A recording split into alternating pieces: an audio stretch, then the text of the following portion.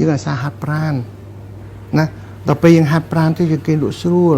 កោសិកាយើងប្រែប្រួលបែកនេះទៅលាងស្បែកស្អាតហើយហាត់ប្រាណមិនទៅមើលកញ្ចក់លើកអេទែថតទេណាអានោះគេហៅ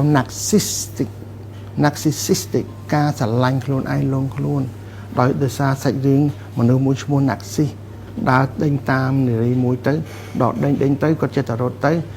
ហត់ពេកគាត់អង្គុយមុខបឹងតើមើលឃើញទៅអូមនុស្សក្នុងបឹងស្អាតដល់ប៉ះទៅបាត់មើលទៀតទៅស្អាតបានដឹងថាខ្លួនឯងអញ្ចឹងក៏ស្រឡាញ់ខ្លួនឯងទៅអានោះគេមនុស្ស narciss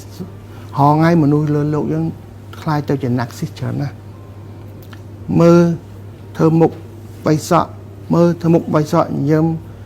ហើយលើកអេទែមើលយើងមិនបន្ទោសទេ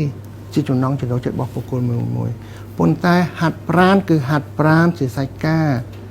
មួយអាទិត្យ3ទៅ4ដងមួយដងគឺ45នាទីរត់ហែទឹកពុតខ្លួនពុតប្រាណធ្វើ jumping up ធ្វើ up and down ទាំងអស់ហ្នឹងឡើងកម្មចនាដើរទៅផ្សារជាភាពហាត់ប្រាណអញ្ចឹងវិចលនាដើរកសិកាដើរពវៀនយើងក៏ដើរបត់ជើងក៏លឿនហើយបើយើងញ៉ាំបន្លែផ្លែឈើវាមាន fiber ហើយបើយើងញ៉ាំបាយសរ៉ូបគឺវាមានជាតិ fiber